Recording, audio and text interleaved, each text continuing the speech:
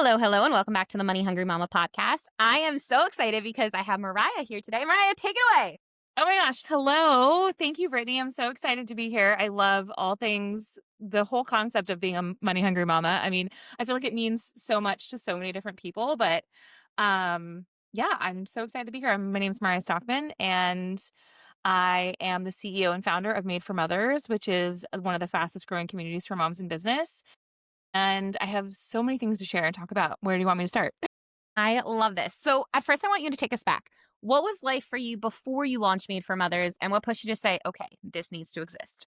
Okay. Yes. So I have a background in so many different things. I Okay. was an event producer for TEDx. I come from 15 years of nonprofit life. I was a college swimmer, college water polo player, was a coach swimming. I coached water polo for years, like a decade. I was a summer camp counselor for like 7 years. I feel like I've lived so many different lives. I'm originally from California, which that kind of puts the connection to the swimming and water polo and all that because I now live on the East Coast. But I always did marketing. Like I was always like natural at marketing. My whole nonprofit career was in marketing. And when I met my husband, we were long distance for 2 years. We were like flying back and forth from the East Coast, like DC to basically California. We got married and I was still long distance after. And we were like, okay, we got to pick a coast. Like we got to just like pick a coast, any coast, you know? And so we settled on living outside DC where his parents live and they're amazing. And I knew that I didn't want to continue my career in nonprofits. It's a hard industry to grow. It's not, yeah, it's hard to have the type of life and to be a money hungry mama Yeah. as a nonprofit director. So the next like evolution of being a marketer for me was like, how can I take my like nonprofit heart Hmm. and my marketing experience and start a business? And I was like, you know what? I'm gonna open a marketing agency that just serves women because women need to have more of a seat at the like financial table. They should have more money in their pocket. Like, so I still had this sort of like socially conscious edge to my first business. So I launched this marketing agency. It was right before COVID had hit. And so my agency like blew up. Like it became like a $250,000 business within the second year. Yeah, it was really a wild ride. And I still to this day say I was building the business of my dreams. Like I'm very proud of that business. It was obviously like social Hmm. proof of concept for me. Like I know what I'm doing. I can run a business. I can probably like sell ice to an Eskimo kind of thing. And it really developed my own like confidence and leadership around being a CEO because I had to grow a team really quickly. I had an Hmm. internship really quickly. I mean, we had like a 40 to 50 client roster at one point because think about it, the world shut down, right? And every single person wants to be online and in Yeah. social. Like, so having a social media management agency was I was like, oh my gosh, like I picked the right thing. Yeah. I A bet on the right hundred horse percent. kind of in this horrible pandemic, right? So fast forward, I get pregnant. I should also say, I don't think I've mentioned it, I'm very pregnant right now. Yes. 38 weeks pregnant right now. So if you hear some weird breathing and sighs, but I got pregnant with my son. And as I was getting pregnant, as I was getting more and more pregnant, right? Like going Mhm. through, I feel like with every month, I was like, now I'm 2 months pregnant. Now I'm 3 months pregnant. I started to resent that business that I grew more and more and more. It was totally out of alignment for me. I was totally freaked out about how I was going to take a maternity leave, even though I had the team and I had the systems and we had the revenue and we had all these great things on paper. It was becoming more and more clear to me like, this is not my dream. This is Mm. not my purpose. I'm really good at making money. Like, great. I'm so glad I got to like learn that about myself. But I wanted to run so far away from marketing. I did not want to be known as the marketing person. I Mm. didn't want to talk about social media. I didn't want, if someone else would ask me like about a hashtag, I felt like I would get like hives. Like I was just becoming more and more clear to me, like this is not who I am in the world. Mhm. And I'm a very like values driven, purpose driven person. I've always been this way. Like even in every career I've had, it's never been like, it's never been like, "Oh, my career's over here," or like, "My work's over here and Mariah's over here." I've always been a very, like, integrated person where when I'm doing something, I, like, love it, right? Like, I've always been, like, the face of things, like, I like, I joke because I won, like, awards in my hometown for, like, the Give Back Person of the Year because Oh my God. my best friend and I start this like homeless drive for Christmas in our living room. We have like 1,000 donations in our living room. We have to get like a U-Haul truck and we like make the news. And so I say that because like I've never been someone who's just like sort of in. I'm like all in, you know, like I'm just like built that way. So fast forward, I'm 9 months pregnant. I have my son. I go on my maternity leave and I already knew intuitively I am dreading going back to this business that I built. Mm, I'm dreading already, like, how am I going to step back into this marketing agency with my baby after my maternity leave? I was just like dreading it, right? So I luckily didn't have to, but I don't know. I laugh about it now because it's very healed, right? okay, good. I believe you can only laugh at things that you've healed. Like, so even if you're Yeah. talking about like your deepest, darkest trauma and you're laughing about it, like, don't worry, that person is like, they've healed from it, right? Can't laugh at things that aren't healed. So I am 3 weeks Love that. postpartum and we had a pretty like high medical needs baby to begin with. He was great at birth and then he dropped 3 pounds within 3 weeks. So we went down to like 5-ish pounds and it was very scary. He was like the incredible shrinking baby. We were like extra hospital visits, like we were getting weight Yeah. checks like 2 times a week. Like he just wasn't, anyways, we were having to do all these other things, right? Hmm. To ensure that my son was going to like finally get out of that like failure to thrive, right? So we were also like new parents. We were drowning in like newborn Yeah. life. We were drowning in concern for my son, even though he wasn't like, there's way worse things he could have had. But for Yeah. us, like this was a lot of trauma for us because we were like, oh my gosh, he's just like not transferring food. He's not like getting enough nutrition, you know, anyways. He is a thriving feral 3.5-year-old now. He's fine. But in the time, it was very scary. And so I get this email. I'm 3 weeks postpartum, and I get this email. And I remember I was like sitting on the couch, and my husband's like rocking our like perfect baby. And this email is basically a client threatening a lawsuit because I took a maternity leave because they felt like in the social media management scope of work that what they were like signing up for, you know, for this like year-long contract was access to me and like to my marketing brain and to like me as their like as, you know, as their coach or something. So that's not how my agency was set up. They had a contract with our agency and with our team and like they got all their deliverables. So they didn't have grounds for a lawsuit. So Mhm. like it never you know, and have someone threatening you Oh, and to be talking like legalese and to be saying like you need to refund us like $100,000 and basically what came of that was they were really weaponizing my maternity leave. They were saying you are taking maternity leave so you owe us all this money, right? And I can't begin to tell you, Brittany, like I was like hijacked. Like yeah. my postpartum was hijacked. I never fully like recovered from that because then the fight or flight, the nervous system work, the anxiety, the stress of money, the like conversation, because it didn't resolve overnight, right? It took like, Yeah.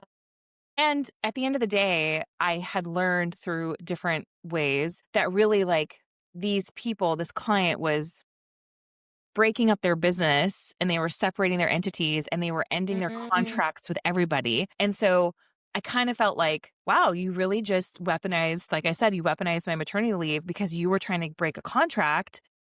You know, that was like sort of the gist I got from it was like, you were trying to get out of something. And so you threatened it this way. When in hindsight, you know, they probably could have just told me they wanted to leave because yeah. bye, I hate this business anyways. You know what I mean? Yeah. Like, I wasn't like trying to like clench on the clients at this point. So, as you can imagine, right? Because any mom who's listening is like, they know what it's like to be postpartum. They know what it's like to have a 3 week old. They know, you know, if you're a mom in business, you know what it's like to have a self funded maternity leave.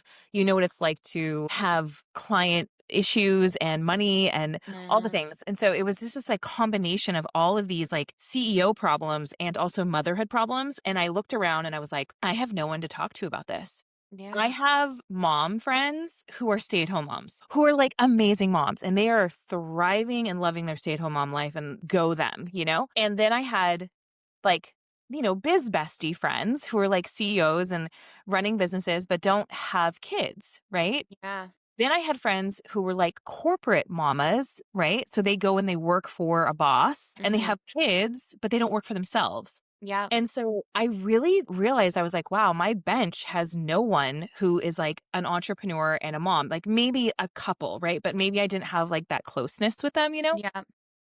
And so after the dust settled, I said to my husband, I was like, I'm closing my agency, which was a $250,000 business. So this was not like,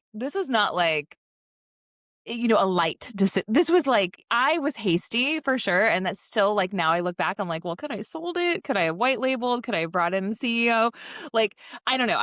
I'm not, I'm, this is definitely not a title of this podcast is definitely not like why you should burn down a business. Like, I actually don't know if that's always the best out Yeah. option, but it does happen a lot to almost every person in my life. They've burned something down. I think if I was not postpartum, I could have maybe done something where I could have kept the business as an asset Mhm. and it could have been revenue generating for like life and family and my other company. Anyways, so I just say that as a caveat of like before you burn down, don't make sure your hormones are like good. Yeah, let's think about it for a second.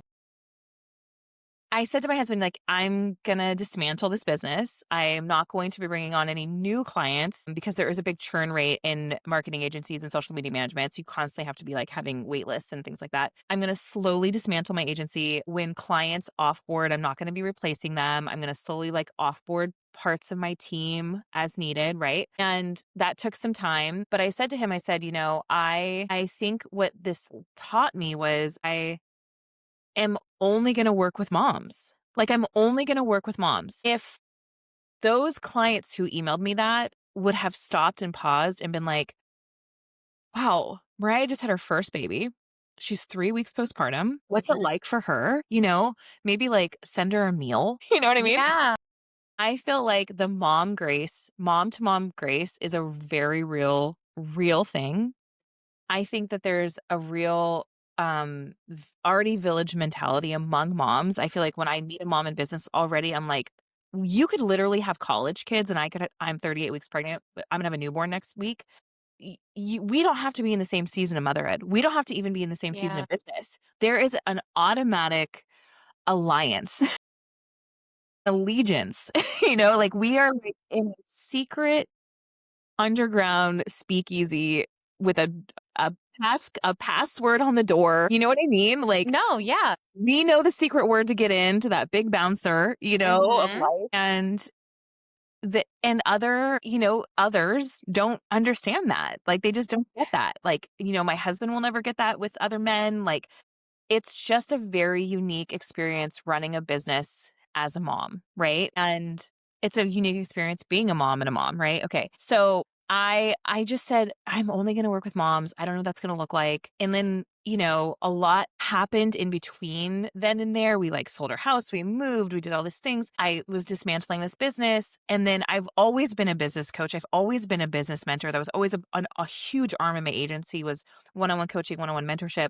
And I just said, you know what? I'm just not going to do the done for you marketing services anymore. I'm just going to coach and mentor moms in business. And I'm just going to like create that niche. So it was kind of funny because I'm a really big fan. I think pivots are really powerful. Like there's a Mhm. huge power in the pivot, but I definitely did not pivot in public, which I believe in now. I had an email list that would get like hashtag tips and social media management tool of the month. And, they would get emails about basically marketing and social media. And then all of a sudden they get nothing from me for 15 months. I don't post on social for 15 months. I go completely like black ops, basically, like underground. My gosh. And I reappear and I'm like, I send out my first email and it's like, well, here's my birth story, and it's all about motherhood and it's all about like being a mom in business and where I'm at. And at the bottom of that email, I put, listen, I know that this is really bizarre of you to get this email because this is not what it used to be. Mhm. Please unsubscribe here. Like, leave if you're not a mom in business. Leave if you're here for the social media stuff. That part of me is dead. That's gone. Bye bye Yeah. business. And I basically just like went all into like this motherhood space and coaching moms and mentoring moms. And then I realized I was like, wow, like we're super lonely. Like we're all on this island. Like motherhood's an Mhm. island. Motherhood is isolating. Running a business is isolating. Running a business is like, you know, limiting beliefs and imposter syndrome and all these like things, these mindset things. Motherhood is like mom guilt and Mhm. the mental gymnastics and the mental load and all the things. And so when you're both, right? Yeah. You have both of these things.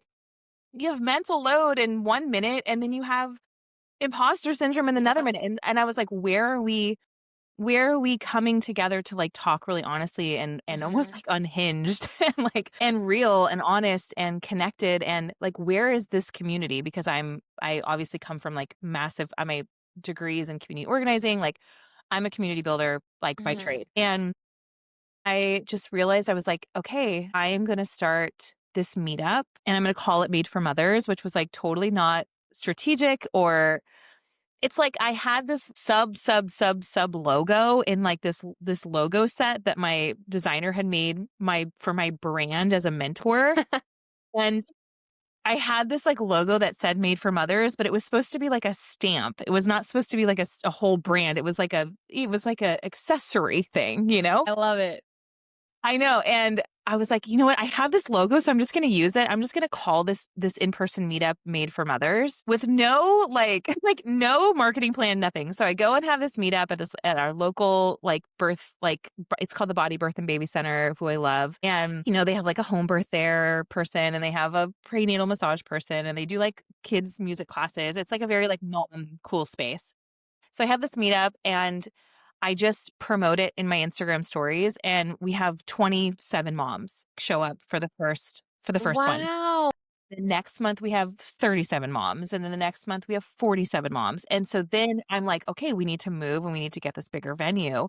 So then we move to this beautiful winery and it's gorgeous and then we have like 57 moms and 70 moms. And I did events. I spent a whole year, the whole first year of Made for Mothers was basically in person events, a meetup, CEO mom walks, social series events at night at like a local business. And it caught fire here in my, like, local community, Yeah. and then I burned out, and I was like, "Shoot." I was like, "Shoot, here I am again." Like, Yeah. wherever you go, there you are. Like, I built a business that I'm super proud of, but I was like, "Oh my gosh, this is not sustainable. I cannot host 6 events a month. Like, this is Mhm. crazy." So, super long story long, Made for Mothers was born from this lawsuit threat. It was born from this horrible postpartum experience. Then it was really deeply born and proven through these in-person events. And a year ago in September, I paused everything. I hired an amazing business coach. And the first thing I said to her was like, make it stop. Just like, I need to be prioritizing one thing. I need everyone going to one place. I want everything to be Mhm. I want to be known. I want Made for Mothers to be known for one core offer. I want them to be like so clear of how anyone, no matter where they are in the world, can tap into this brand, can have a Mhm. community, can feel seen, supported. They can have collabs, they can have referrals, they can have visibility opportunities, they can jump on people's podcasts, they can work together, they can hire each other Yeah. and so I decided I knew I was launching an online membership, but I wasn't like fully all in with it mentally Yeah. until around then. And so I launched the virtual village and that's basically what Made for Mothers really is today is it's one of the fastest growing communities online for Mhm. moms in business and I see it as like just this growing and growing brand Mhm. that supports moms no matter where they are in their business journey, no matter where they are in their motherhood. And for me as like the CEO and founder, it was a real like huge transformation for me to go all in on something that is so much more sustainable for my energy, for my business, for my 100%. family. So, anyways, I have been talking nonstop. I'm going to stop so I can take a nice, big, very pregnant breath. But that is like the very long story long of how Made for Mothers came to be. Wow. and how motherhood shaped me as a leader too in so many ways. Like Mhm. it forced me to look at my own leadership in the mirror and be like, okay, why do I keep building businesses Yeah. that I want to run away from, even if they're I successful and they catch fire? And so I'm so glad that like a year later, I can confidently say like that part of me has really shifted and changed. And I am so obsessed with my company and I'm so obsessed with the brand that we're building. And I'm so obsessed with the community and the membership and the members. We have 140 members. And like, I can remember a year ago we had 30 members. So like everyone has their first day, even if they have multiple first days, right? So 100%. And I think, like, what I want you moms that are listening to hear was the fact that she had a, a $250,000 business, and it was not in her heart to keep it.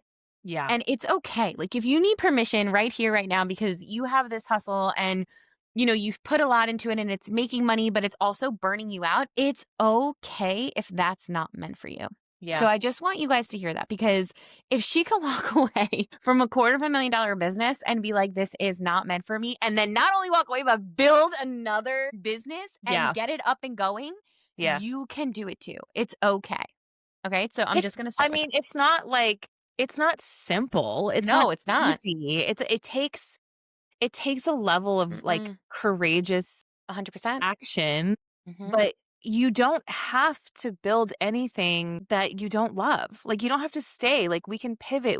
There's Yeah. permission to change. You're allowed to change your mind. You're allowed if you're like a sleep consultant and all of a sudden you're like, I want to own an Etsy shop, like do it. Like go Yeah. do it. Like Brittany, hello, the host here has had like a million different things that you've done. And so permission to pivot and the permission to change your mind, I think especially as moms, because I'm welcoming in my second baby and it's like who am I met a whole different version of myself when my son was born. I met Yep. my son. I met my husband now as a father. I met myself as a mother. I met us in our marriage as parents. I met our family life as like now we're kind of hosting a childhood, like, Yeah. like there's so many different versions of you that you meet when you're welcoming in a child. And so of course, like yourself as an entrepreneur, it's going to change too, because 100%. you're at the core of that. You're at the center of that system. And when one part of the system changes, a whole system changes. So it's like, I don't know, just being like, I don't know, being in a space where you are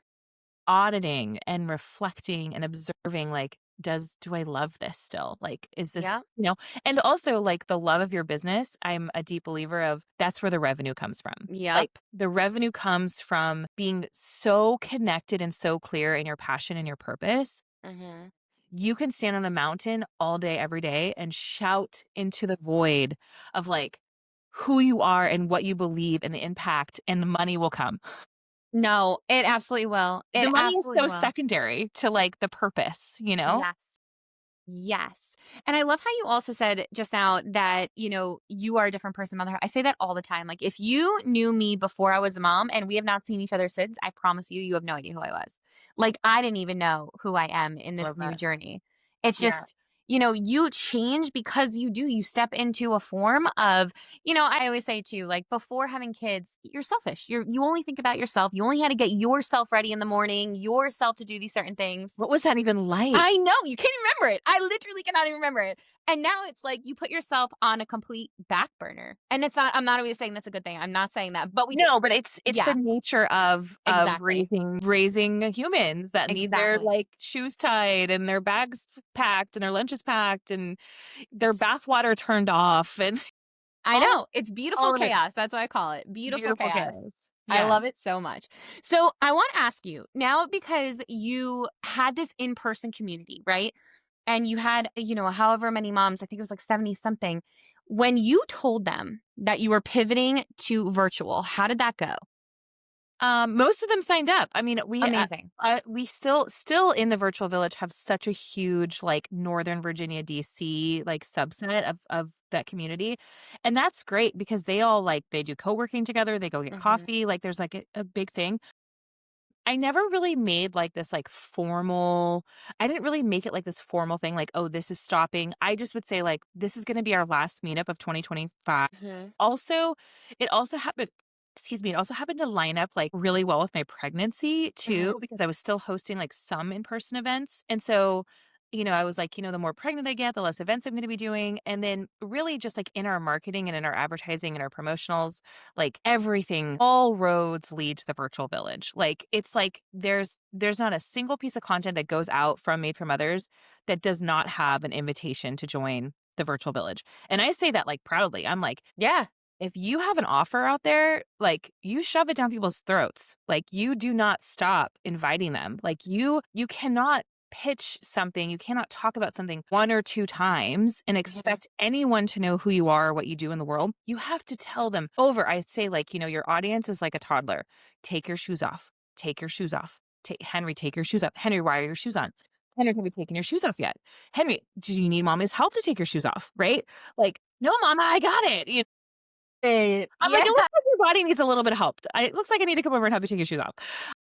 And then on the not so great days, like, "Take your shoes off," right? So, it's more along the lines of, like, it was so obvious Mm. too, because it was all of a sudden, it was just like, the fire hose was turned on for the virtual membership. And honestly, there's everyone loves in-person events. Like, don't get me wrong, everyone loves like an in-person community. But for a really busy mom who has like still like babies Yeah. on their hip or toddlers at their feet, or they're pregnant or they're going on maternity leave, or they don't have childcare yet, Mhm. or maybe their kids are our school age, but they still have a 2-year-old like you, like, they have a 2-year-old at home still. Yeah. You're still a little home. You are still, chained to a kid's schedule that maybe in-person events don't fit into your day-to-day. But you know what does fit is, like, a Zoom call, right? And so there is a lot of, like, Zoom fatigue out there, like, post-pandemic, but I actually think for moms and for busy moms, it's so much easier to be like, "I don't have to get dressed. I don't have to do my hair. I don't have to get in the car. I can show up exactly where I am. My kids can be crying. I can be nursing. I can tap on. I can be on a stroller walk. I can be 100%. in a car, like in a carpool lane. Like, I mean, these moms show up. We have like 3 to 4 events every single month in our membership, and they show up in every version of themselves. Like, and I'm just like, Love it. every part of you belongs here. So like, just get in the room and build your village. Yeah, no, it's so true as I sit in my pajama shorts, but, like, I have a regular shirt on. Yeah. Like, I Oh yeah. love As I that. sit in my spandex. Love that about, like, virtual too, and sometimes, like, I also feel when you're virtual, you feel less judged. Like, it just is an automatic thing in our mind, like, "Do I look okay? Am I Yeah. do I" it's just a woman Yeah. thought that when you're virtual, it's like, "Oh, like, I can actually be authentically myself because you aren't seeing anything about my shoes or my outfit. Like, I am just here in my It's Zoom." way more accessible. Yeah. It's more accessible, and I feel like it levels the playing field in a lot of ways. Yeah. So, for moms that are nervous about monetization, they don't wanna feel salesy, how do you model confidence around changing what you're worth? Well, I mean, the only way that we become confident is through consistency. So you're not going to just wake up one day with confidence. You have to Mhm. do confidence building activities every Mhm. single day of your life. So that means if you are super afraid of showing up on Instagram stories, just show up on one, right? Just go on one Instagram story. If you're super afraid of going on like, your podcast tour of 2025 and getting on a bunch of podcasts, just go on one podcast. If you're afraid of starting a podcast, just go on Zoom and record a pretend Mhm. episode, right?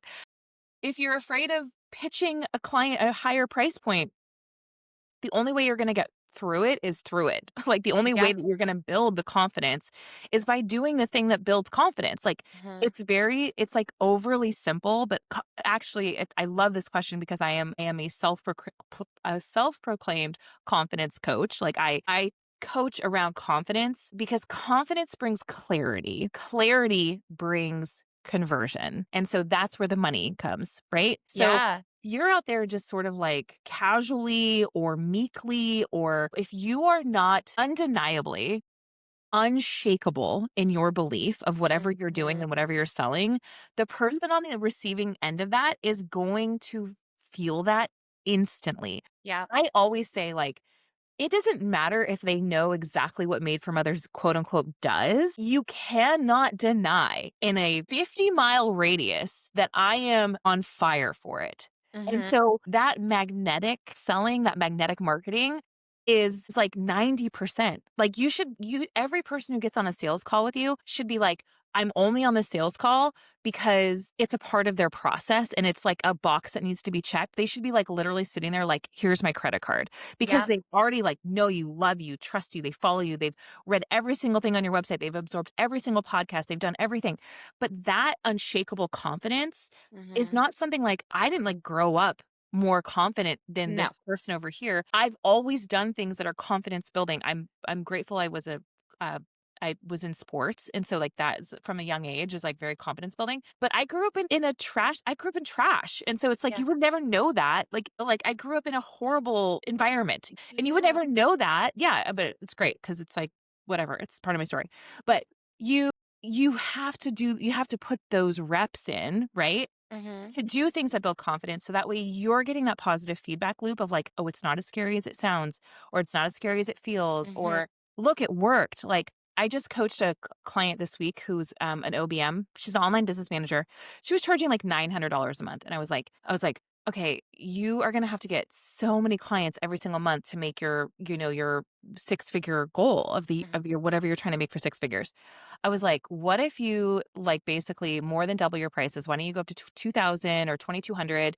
Then you only have to work with like 5 clients a month, Yeah. or 4 clients a month. And that's like 8K a month. That's like $98,000 a year. She's only making 40 right now. And she had like an openness and a willingness to like just trust. And we only worked together for 1 week because I have like a strategy deep dive mentorship offer, comes with 1 week of Voxer. We had one 90-minute session, 1 week of Voxer. She increased all her prices up to $2,000 to start. She had her very first inquiry in this period. So she had a sales call like within the week of our Voxer Mhm. support. Pitches in the new 2,000 booked, just booked. Wow. Booked. Just like she messaged me screenshots. Oh my God.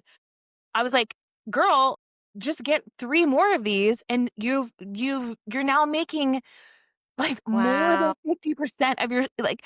But the confidence to do it, like that was nerve-wracking for her. But guess 100%. what? Guess what the next sales call is gonna feel like for her? Yeah. It's gonna feel Confident. like badass. She's gonna be like, it's to 2,200 a month. I was like, Yeah. "Girl, you should be 2,400 a month." I mean, everything she does in your business, I mean, she's really still under market value. But that first initial sales call is terrifying. And she's afraid that they're gonna say no. But what I always say is, "So then what?" Like, "So then what?" They say no, and then what? You're getting eaten by spiders? Yeah. You're standing on top of, like, the Empire State Building without a parachute? Like, you're thinking of, like, it's gonna be this horrible, scary thing. Yeah. And it's not, it's just rejection, and oftentimes rejection is protection, and so it's like you probably didn't want that client anyways. So confidence to me is a verb that you have to be actively pursuing every single day, and you can only do it by doing confident building activities. So Yeah. whatever that looks like for you, it doesn't have to be increasing your prices, it doesn't have to be showing up. It's literally like maybe you go to a networking event and you just like introduce yourself to 3 people because you're shy or whatever, you know what I mean? Yeah. So yeah, so do it, girls. Yeah, no, I love that. And honestly, like, I can't even tell you guys how many times it became like a thing, like just talking into a camera. And then I don't rewatch. Like, if that helps you too, just don't Oh, rewatch yourself yeah, in your no. stories. We don't Like, have it's time for just like you that. be, yeah, no, be authentically you and just be like, all right, it's there. I put it out. And like, what's going to happen is going to happen at this point. But it's also just like you said, it's like a muscle. You just have to keep practicing doing it. And all of a sudden, it's going to just be something that's like, second nature. Like, oh, let me go Yes, tell my friends on a Zoom exactly what's happening in my life. totally, totally. Oh my gosh. Okay. So you had also mentioned that you love rituals. What is like a ritual that you do every single day that is really working for you? This is funny because Brittany was just on my podcast, and so I literally said to her that I love rituals because of your ritual. And now I got I do love rituals. So I'm a 5 a.m. girly, and I wanna put a disclaimer that this is not for everybody, and I think that Mhm. having a one size fits all sort of advice is dangerous for moms because listen, I am 38 weeks pregnant, like I've said a million times. So will I be a 5 a.m. girly in 3 weeks? I'm gonna guess no. You know what I mean? I'm gonna guess no, unless it's because the baby has woken me up. But I it took me a year to become a 5 a.m. girly. So I also preface it with that. I was my son is like an incredible sleeper. He's always slept 7:30 to 7:30. Like I had to wake him up at 8 a.m. today. I know. Gosh, I know. And so jealous. I know it's I'm always a little bit on the fence of if I ever want to share that publicly. But because I'm like, I don't mean to cause, any pain and suffering in you. But I so I used to let him wake me up. I used to be like, okay, when he's up, then our day starts. And I learned I did some really great like hormone work and Mhm. nervous system work. And I was like, oh my gosh, I'm like, what a traumatic way to wake up every day, which is like this little child like screaming at you essentially. Yeah. And so I read the 5 a.m. Club, which is a great book. And it's not for everybody. It's written by a dude. Men's hormones are run on a different clock. And so 5 a.m. may not be accessible to every woman. But I was like, you know what? I'm going to try this. And so all I did was I just started setting my clock backwards, like a little bit at a time, like 7:30, 7:15, 7:30, 6, and then I found out actually my body, because of the way like REM cycles work, Mhm. it's so much easier to wake up at 5 than I'm more tired when I wake up at 6:30. Does that make sense? Because Yes. because I catch another REM cycle. I also am like a big Aura Ring girly. And so I love tracking like sleep and deep sleep and patterns. And so I just like learned a lot about sleep and like got real like nerdy with it, which I tend to do with anything. And it's like why like I only drink decaf coffee from this one company because I learned how much like mold is on coffee and I got really like nerdy with it. And I was Oh my gosh. like I go down these rabbit holes. So anyways, I was like, "Oh my gosh, according to my Aura Ring data, like I'm only getting deep sleep. Like I'm getting enough deep sleep if I go to bed at 9." And I'm like, "How am I going to go to bed at 9?" I'm like, "Well, I have to get up at 5." Like because you're not tired enough at 9. And so Yeah. anyways, it was this whole like system reset for me, which is like my day at like I am in bed like at 8:55. Wow. I'm like, if it's 9:13 and I'm texting you, my friends will be like, "It's why Mariah, it's way past your bedtime," you know? But I now wake up at 5, and when I wake up at 5, I light a candle, and I get to journal, and I get to sit outside because in where we live, there's a long period of time where we don't get to sit outside because of the weather. I sit outside. My husband even got me, like, one of these, like, restaurant patio, like, heat lamp, gas lamp Nice. things. I have my blanket, I have my laptop, um, I usually do, like, 20-minute Pilates video that I love, which is the Sculpt Society. It's $20 a month, it's amazing if anyone's looking for something super easy. And so I do this little thing. I do this like little journal. I make some decaf coffee. I light my candle. I'll sit outside and do it. I'll move my body a little bit. And then I go straight into the most productive work block of my day. Like I cannot begin to tell you what 5:45 to 7:30 looks like in my business. It's like I can plan like 90 days of content. I can write 100 emails. I Wow. could cr I could cr like, there's so much that I can do. Like, I can answer everything that's outdated in my inbox. Like, there is something about my brain at this time of day where you catch me at 3 PM, I am not creative. I'm not curious. I'm not innovative. I'm not answering Slack. I'm answering Slack, like, so lamely, you know? And Yeah. the ritual part of it is, like, definitely the waking up and the Mhm. what I do right when I wake up, like, those things, but also the ritual that I have is, like, this really sacred work block that I love, and not everyone that doesn't work for everybody. Yeah. It's not gonna work for the nursing mom, it's not gonna work for the kids who wake up at 5 AM, but for me, it is, like, when the house is quiet and the morning isn't up yet, I'm like, "Ugh, this is me time. This is it." Yeah. Yeah. Like for me, I was opposite when I had my son. He would be up at around like 5 a.m. So my like solid insane work time was actually 8 to 10 p.m. When I was telling you on your podcast about my Yes. writing ritual, it was 8 to Yeah. 10 p.m.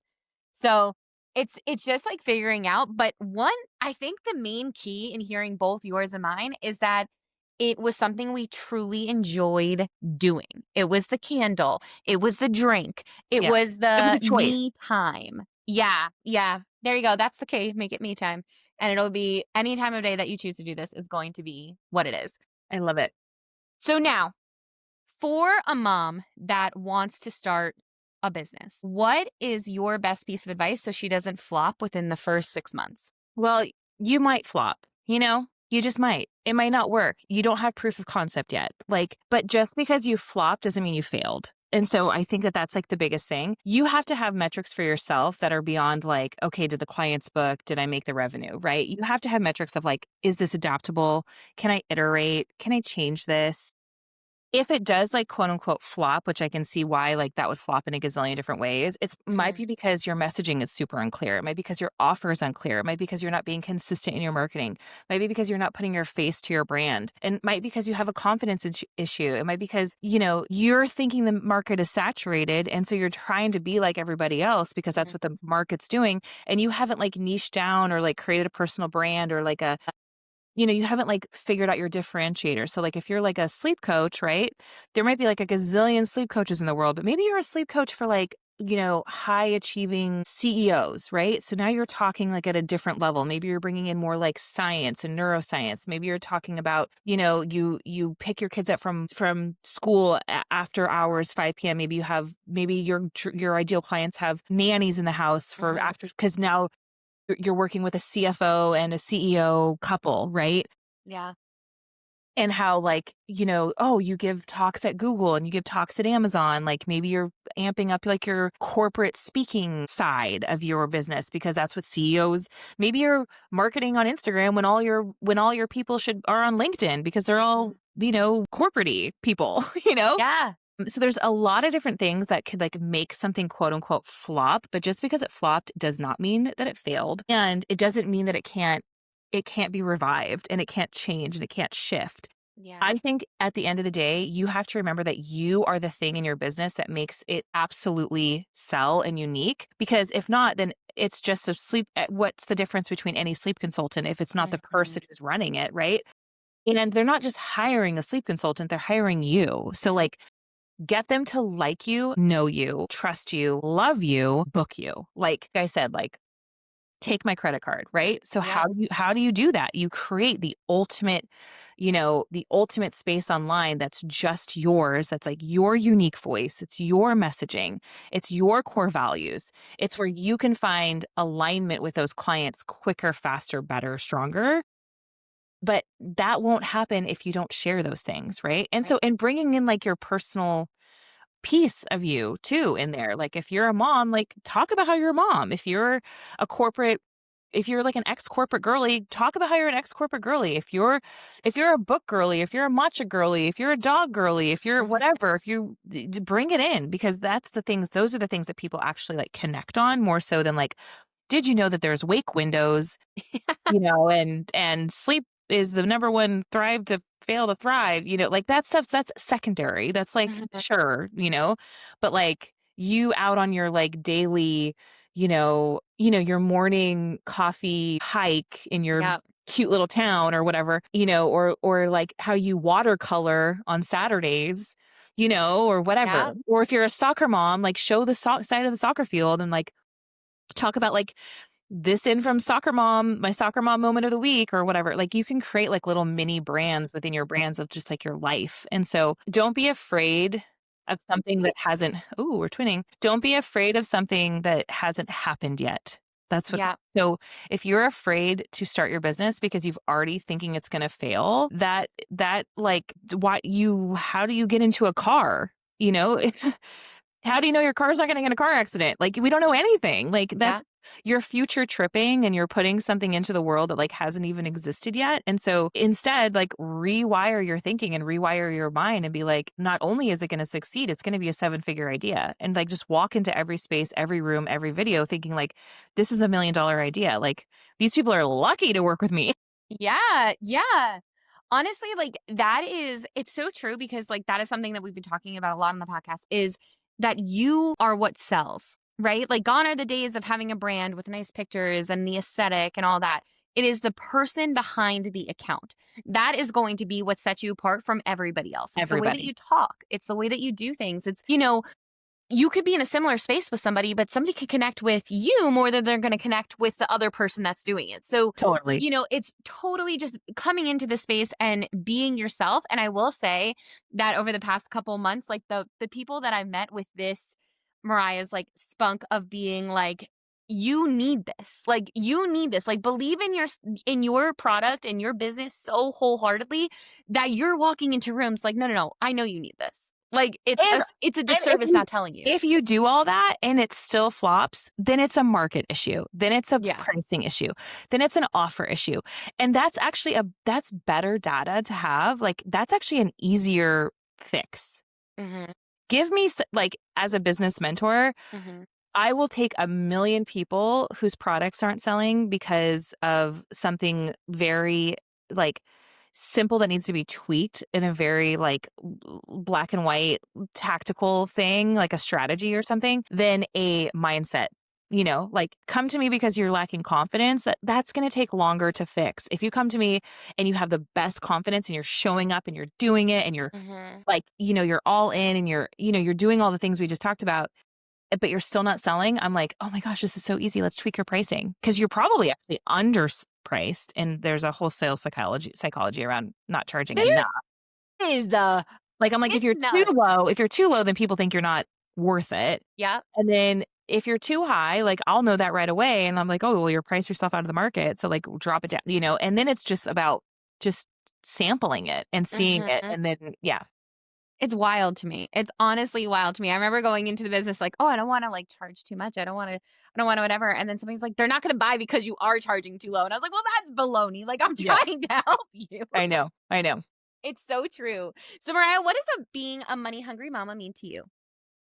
Yeah, I think I was supposed to prepare for this, right? I did not. So, my very prepared answer is I think it's the same thing that it's no different than anything else that I believe, which is just that there's, a lot of belief out there that motherhood and money don't sit at the same table or that motherhood and ambition don't belong at the same table. And I think being a money hungry mama is our resistance to that old narrative and that system that wasn't built for us. Like Mhm. this corporate system was not built for moms, right? Yeah.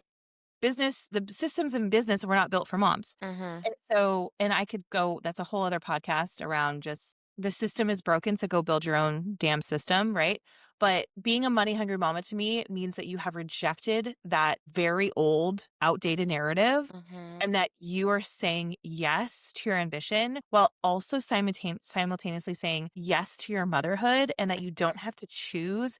They both can sit at the same table. You can be a super present mom. You can be a Pinterest mom. You can be whatever type of mom you want to be, right? Mhm. You can take your kids to school every morning. They can be home with you. You can be the room mom. You can do all the things. You could be at every soccer practice. You could be at home with them every time they're sick and still be a 7, 8, 9 figure founder. Mhm. And those things don't or six-figure founder. You don't those things are not mutually exclusive. And do you have to compromise? Yes, of course. Can you have it all at once delivered? No. Yeah. But can you have it all? Yes, just not at probably the exact same time, right? Mhm. If we don't hear enough stories and truths and real steps that are being walked by moms who are Mhm. actually doing that and building it and how they're building it and what that looks like for them, then how is that narrative going to ever change? Mhm. Right? How will moms start or how will women start to be less afraid of having their first baby while they're a business owner?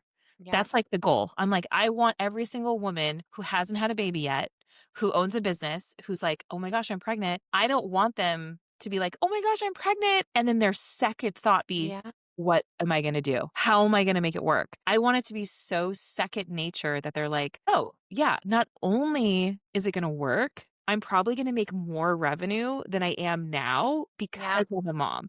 And I think that that's like the secret that no one is talking about, where when you are a mom you have refined a level of like MBA leadership that no degree could even compare to. Like you basically have like an MBA. Like I'm so sick of seeing like tips and tricks for moms for time management or productivity tools. Yeah. I'm like, you don't need to teach a mom about time management. Like she could be giving a master's level class on this, like you idiots. You know what I mean? Sorry. But like, I just mean to say that a mom has a sharper ability to become the ultimate CEO and leader because of their motherhood. And because of that, Mhm. there is more revenue potential within motherhood than I think someone who doesn't have kids yet, because someone who doesn't have kids has the luxury of time. Yep. And for us, when that luxury of time is not on the table, guess what we're doing? We're getting up at 5 a.m. We're writing books at 8 to 10. We are scheduling. I just batched 15 podcasts in 2 weeks because I And was like, you know what? I'm going on maternity leave. And my podcast, the Made for Mothers podcast, has a episode every single Monday. And insane. I don't want to be recording podcasts with a newborn. I don't know when they're going to be sleeping. I don't know. I don't want to be rescheduling. I want to be on maternity leave. And so I'm like, how did I fit 15 guests? That's 15 hours of recording in the Yeah. last 2 weeks. I'm like, you know how I did it? I did it. I just did it. I just made it happen. And and on top of that, I still served all my clients. I still got all Mhm. my marketing out. I still managed my team. I still did this because as a mom, we can do so much more 100%. with 4 hours than we ever could have with 14. Because if I had a 14-hour workday because I was, like, not kidless and in COVID and Yep. just a workaholic, do you know how much time I would waste? How much, Mhm. like, indecision fatigue and indecision I could just, like, play in that sandbox of, like, "Well, maybe I should do this. Well, maybe I should do that." Yep. No, I hired a business coach, and I was like, "Tell me exactly what to do. Tell me what to do it." Like, I'm a mentor who believes in mentorship. Like I run a community. I have a team. My ship is tight now. Not Yep. because it's like that there was no other option. Yep. And when there's no escape hatch, it's like, you got to just keep moving through it, you know? Yeah. If you want that business to succeed, you have to do things quicker, better, faster because you've no idea when that next ear infection is going to come, you Oh know? my gosh, no. Yeah. Like, I woke up today, my son had an eye infection. I'm like, "Oh, you're home." My son's with my husband right now, somewhere. He has a double ear infection, so he's been out of school, like, basically all week. Oh, And I'm just like and he's fine. He's totally fine. yeah, He's yeah. totally fine. He just had a fever 72 hours ago, so he can't be at school. But it's like I'm like, "Oh, that the level of, like, of the juggle." Right? The Yep. juggle. Like, I'm Yep. like, "Oh, everything juggles, everything shifts, everything changes, everything like, okay, da da da da da da da da da da." That's like master level, like, Oh, CEO-ish, 100%. Yeah. 100%. Now, where how can our listeners support you? Yeah, well, follow us at Made for Mothers Co. on Instagram and roll into our DMs and say hi. I'm in there. My community manager Rachel's in there. Join the virtual village. The first month is $1, and then every month after that is 78. We have masterclasses, hot seat coaching, community connection calls, coffee dates, coffee calls, lots of coffee stuff. We have after hours, after bedtime hours chats. We have co-working days. We have expert led everything in there. I do a lot of mentoring and a lot of coaching in there at hot seat coaching. I'm going on maternity leave, so we have tons of cool like guest coaches in there. If you're looking for business coaching and mentorship that will basically sound like this podcast, but like over Voxer, then slide into my DMs and let's talk about it. You can follow me at Mariah Stockman too, but that's secondary. Made for Mothers is like my jam, like Love it. all the eggs in that basket. And a basket that you're happy to carry, which is Yes. really Oh my nice. gosh. Yeah, Love love that it. for you. Love that for you. Oh my gosh, Mariah, thank you so much for being on here You. today. Oh, Brittany, you are such like a light in the world. You're doing such great things for all the women that you're supporting. I'm so grateful to be here. I'm grateful to tell my story. I hopefully if it, helps one person, like just like put down the noise and pick up the courage, then let's go. Oh my gosh, thank you so much. You are an incredible being. Guys, make sure you go Thanks. follow Made for Mothers Co. and congratulate her for her little nugget that's coming out. And thank you so much. All right, everyone. Talk to you soon.